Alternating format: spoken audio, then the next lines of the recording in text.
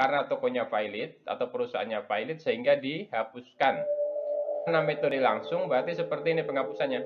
Akui sebagai beban kerugian piutang dan dikreditnya piutang dagang.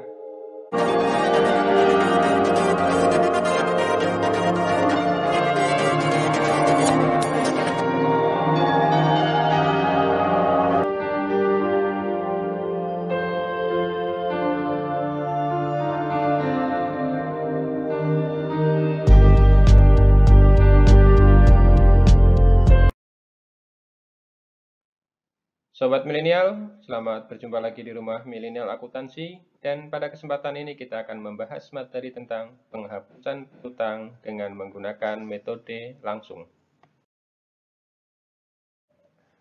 Penghapusan piutang dengan menggunakan metode langsung merupakan cara penghapusan piutang yang benar-benar sudah tidak dapat ditagih secara langsung.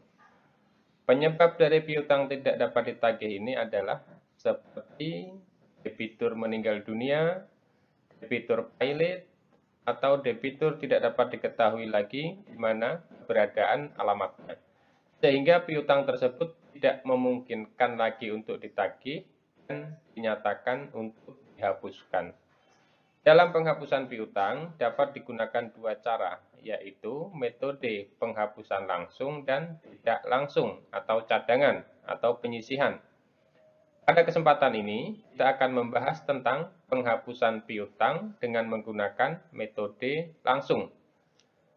Kita ke contoh kasus pembahasan agar lebih mudah dipahami. Jadi di sini ada neraca awal dari PT Fayat yang berhubungan dengan piutang dagang per 2 Januari 2021 sebagai berikut. Jadi di sini ada saldo awal dari masing-masing debitur ya. Di sini ada 4 debitur. Kemudian di sini ada transaksi selama tahun 2021 sebagai berikut. Jadi ini merupakan transaksi yang terjadi selama tahun 2021.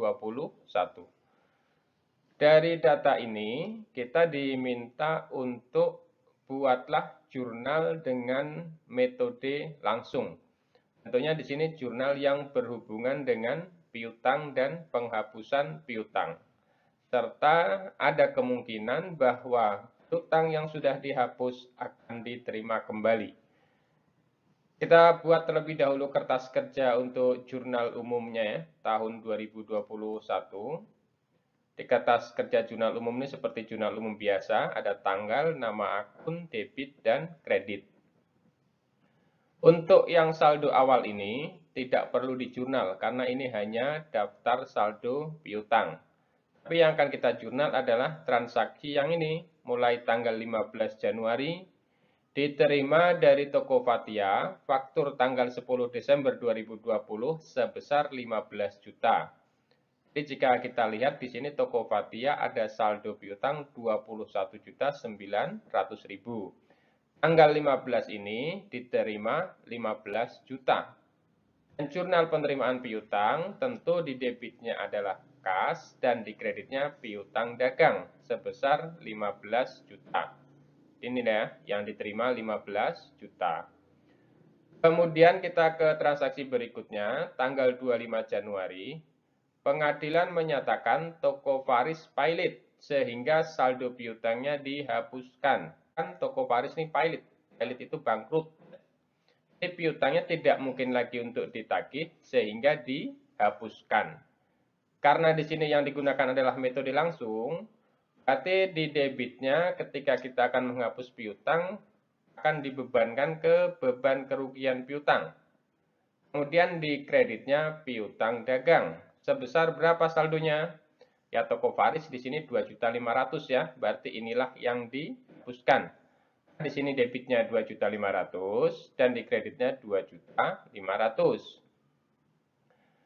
Kemudian tanggal 20 Maret, Tuan Faras, pemilik toko Faras meninggal dunia dan saldo piutangnya dihapuskan.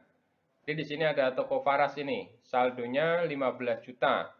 Karena si Faras ini meninggal dunia, tidak mungkin lagi piutang ini untuk ditagih, sehingga dihapuskan. Karena metodenya metode langsung, penghapusannya tentu di debitnya adalah beban kerugian piutang, dan di kreditnya piutang dagang. Berapa besarnya? Itu sebesar saldo ini, 15 juta saldo toko Faras. 15 juta di debit dan 15 juta di kredit.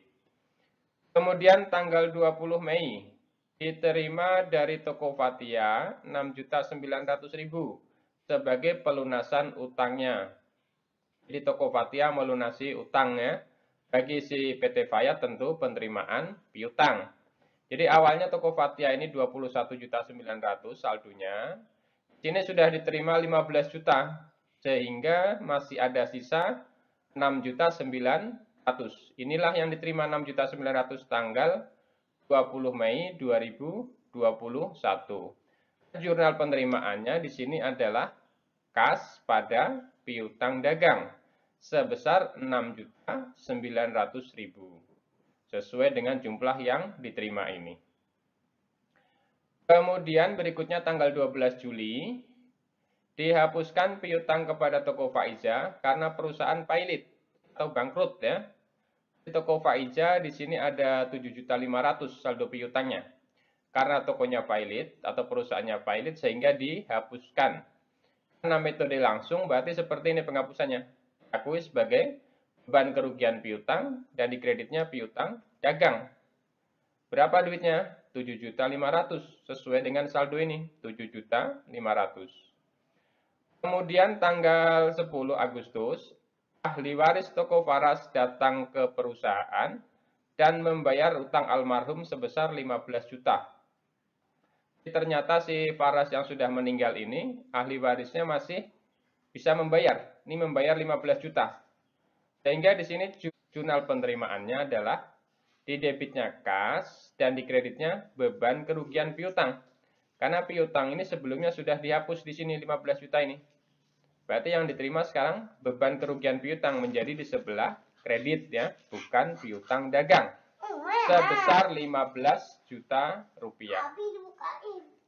Jadi inilah cara membuat jurnal untuk penghapusan piutang dengan menggunakan metode langsung.